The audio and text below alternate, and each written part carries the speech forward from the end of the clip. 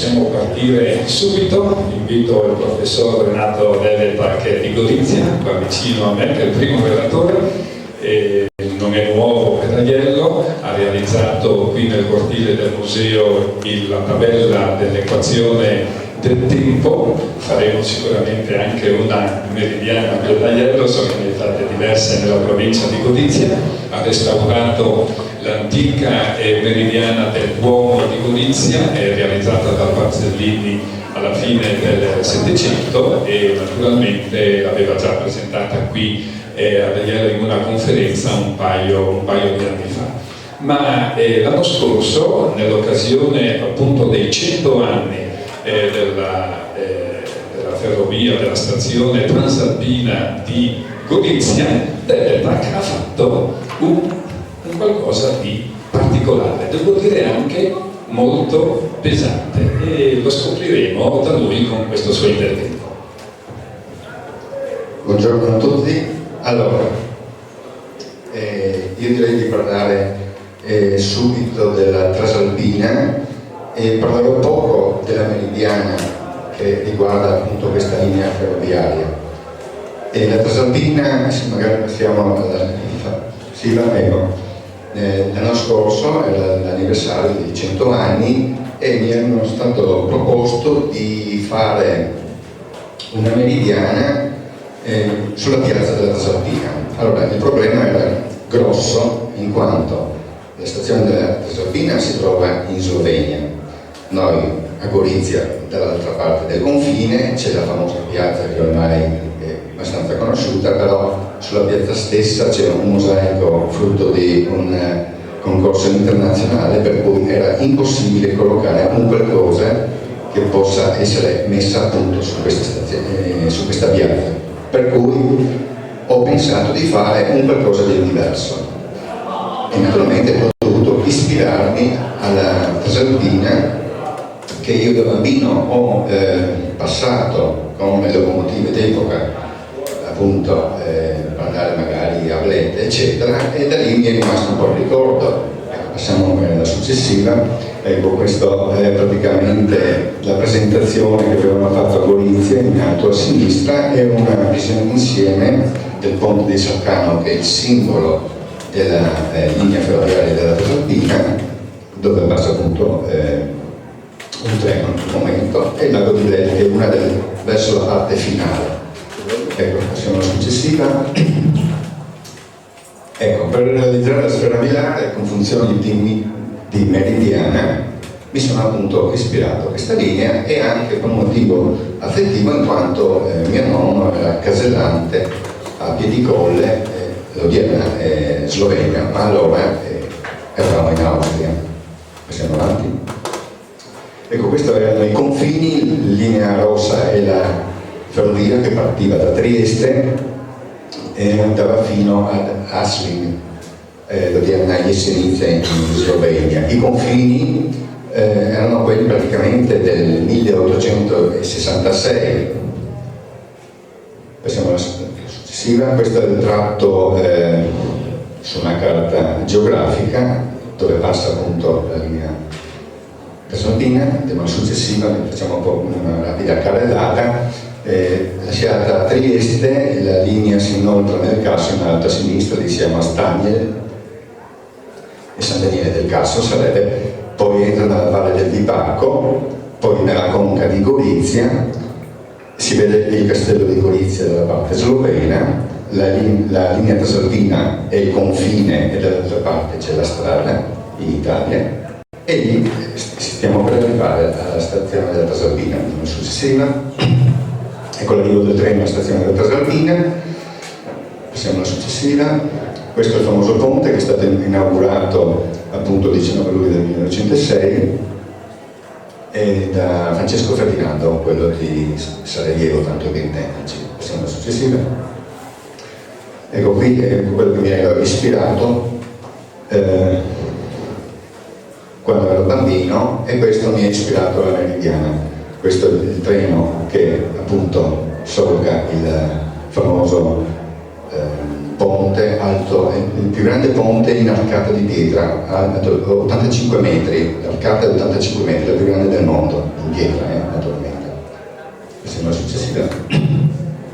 Dal ponte di Sercano la ferrovia aggira il Monte Sabotino in questa panoramica, e alla destra dell'Isonzo, che passa sotto, c'è l'altopiano della Lansita, e qui si sono svolte praticamente sono stati 500.000 morti nelle 11 battaglie praticamente dell'Isonzo, in questa guerra assurda dell'epoca. Questa è una successiva.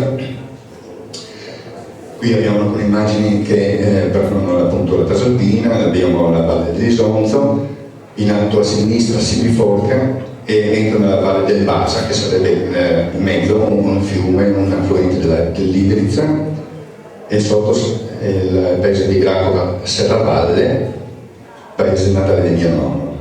Successiva, qui siamo a Podbordo, che sarebbe Piedicone, tradotto in italiano, la stazione, e qui entra un famoso tunnel, dove in mezzo si possono vedere anche il termine, diciamo così, le falis che le chiamavano, appunto, che fuoriuscivano da questa locomotiva. È un tunnel particolare in quanto in certi periodi dell'anno, quando la Sava e il Basa sono ingrossati, il fiume sommerge la linea ferroviaria per circa 30 cm e il treno deve andare avanti praticamente a passo d'uomo, guidato da praticamente un addetto ai lavori che lo precede, e quindi praticamente c'è il macchinista, sembra più di guidare una nave più che un treno, al buio ovviamente. Andiamo avanti. Qui sono due immagini. Dopo l'uscita di Podburgo abbiamo il lago di Bochin e le sorgenti della Sava. Andiamo avanti. Ancora una. Ecco, adesso passiamo al discorso che più ci interessa. Qui abbiamo una sfera armillare un po' particolare con funzioni di meridiano. Passiamo avanti. Ecco, questo era uno schizzo. Avevo pensato di fare qualche cosa con la linea ferroviaria, quindi cosa poteva andare bene in una piazza del genere, e ho pensato a una ruota della locomotiva, ovviamente, d'epoca. Il problema è, non sto qui bisognerebbe parlare solamente 2 ore per trovare una ruota di locomotiva. Passiamo alla successiva. Ecco, questa, ci sono ruote e ruote. Io, per non addetto ai lavori, una ruota di locomotiva, per me le ruote sono ruote, bicicletta, automobile, eccetera, ma la ruota di una locomotiva è un insieme di 2 ruote più l'asse che sono calentate a caldo, e in termini ferroviari mi hanno detto che si chiama sala. Queste sono le dimensioni e anche il peso dopo che è stato tolto il perno della biella. Come si può notare c'è anche una lunetta che serviva per l'attrito, eccetera. Andiamo avanti. Per la parte esterna, cioè per il cerchio meridiano, è stato utilizzato questo residuo, un cerchio che doveva essere adibito per la costruzione di una pedana del lancio del disco in un campo sportivo scolastico, che poi non è mai stato realizzato ed era stato abbandonato su una rete di recinzione. Successiva. Ecco, qui in officina, naturalmente devo fare una premessa, qui a me non è costato nulla fare, se non altro andare a interessarmi, eccetera. Questo è frutto tutto di sponsor, una ditta che si è offerta, ha fornito il materiale di supporto, poi ci sono stati altri sponsor, tipo, non so, un marmista, eccetera, eccetera. E questa è in costruzione, appunto, questa meridiana. Si tratta di una meridiana equatoriale con il cerchio meridiano, quindi praticamente è una specie di sfera armillare molto semplificata, ovviamente. Questa è una successiva. E ecco, qui naturalmente siamo su una aiuola antistante al confine che si vede nel fotogramma di destra. Sono stati fatti gli scavi nel punto stabilito, con l'ASL è stata fatta la ricollimazione per il meridiano locale, quindi la successiva. Ecco, qui praticamente verso il tramonto è stata sistemata questa meridiana, insomma, i numeri sono in rilievo e questa si vede la facciata primaverile ed estiva.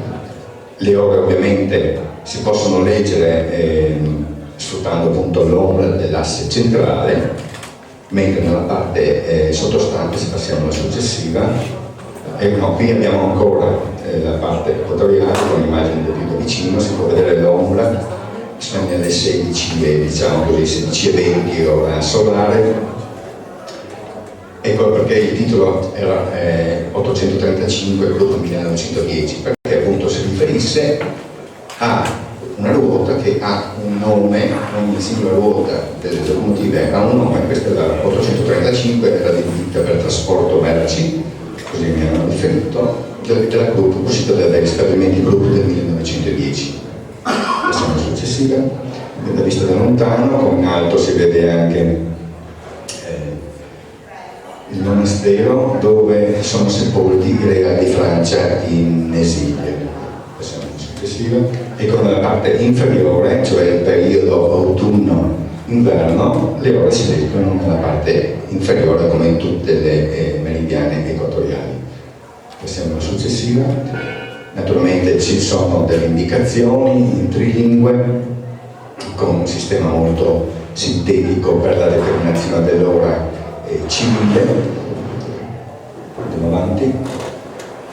E come tutte le meridiane, ovviamente anche questa ha un moto. Io avevo pensato alla ruota segnata dal tempo, perché il tempo era proprio epoca, e il tempo che naturalmente viene segnato dalla ruota. E con questo penso di terminare. Chi desidera avere informazioni su questa meridiana in più può trovare altre cose sul www.cosediscienza.it del professor Becchi, che è qui presente, dove è inserito anche la figura dell'ognumonista.